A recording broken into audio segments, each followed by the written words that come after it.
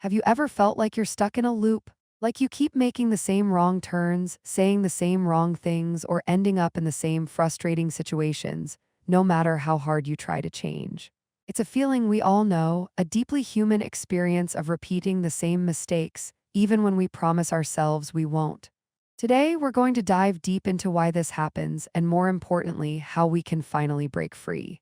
Think about it, we learn from our experiences, right? Or so we're told. We touch a hot stove, we learn not to do it again. But then why do we keep going back to that toxic relationship or procrastinating on that important project or snapping at our loved ones over trivial things? It's not about intelligence. Smart people make the same mistakes too. It's about something far more complex lurking beneath the surface of our awareness. One of the biggest reasons we repeat mistakes is rooted in our brain's desire for comfort and familiarity, even if that familiarity is harmful. Our brains are incredibly efficient machines, always looking for shortcuts. When we encounter a situation, our brain tries to match it to past experiences. If we've responded a certain way before, even if it led to a negative outcome, that pathway in our brain becomes stronger.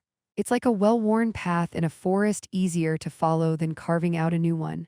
So, when a similar situation arises, our brain naturally defaults to that familiar, albeit flawed, response. We might know rationally that it's a bad idea, but the automatic, ingrained response often kicks in before we can even consciously intervene. Another powerful factor is unaddressed emotions and underlying beliefs. Imagine you constantly find yourself in financial trouble. On the surface, it might look like poor budgeting. But what if, deep down, you have a subconscious belief that you don't deserve wealth or that money is inherently bad?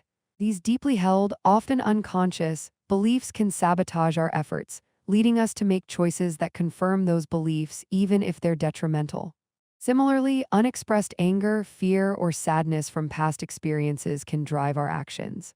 We might use a repeated mistake as a way to avoid confronting these uncomfortable feelings.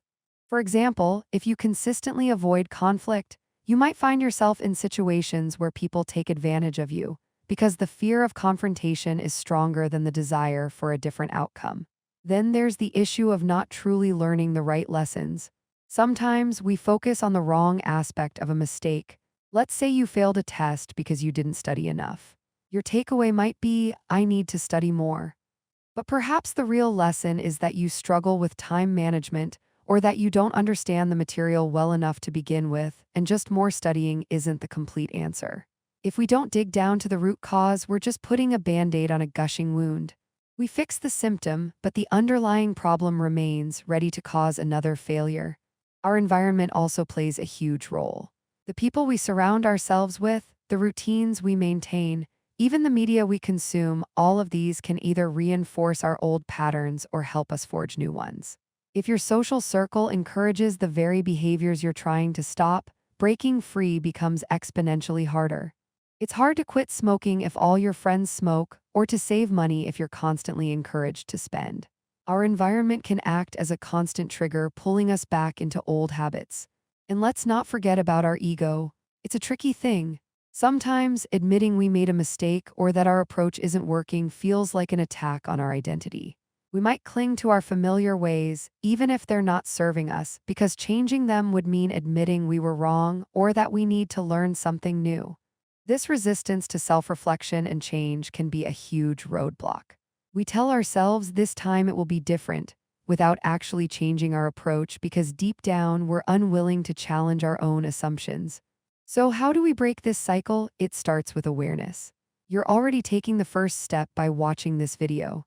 The next time you feel that familiar tug towards an old mistake, pause, ask yourself, what emotion am I feeling right now? What belief might be driving this action? What is the real lesson I need to learn from past experiences? This isn't easy. It requires courage and honesty with yourself. Once you have that awareness, you can begin to disrupt the pattern. Instead of reacting automatically, consciously choose a different response.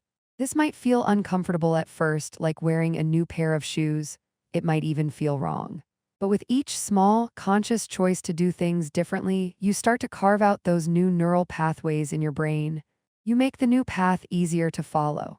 Seeking external perspectives can also be incredibly helpful. Talk to a trusted friend, a mentor, or even a therapist. Sometimes we're too close to our own problems to see them clearly.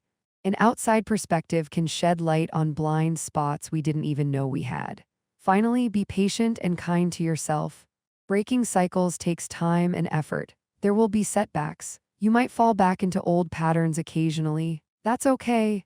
The key is not to give up, but to learn from those slip-ups, get back up, and keep moving forward. Every time you make a conscious effort to change, you're not just avoiding a mistake, you're building a stronger, more resilient you. You're rewriting your own story one intentional choice at a time. It's a journey, not a destination. And it's a journey worth taking.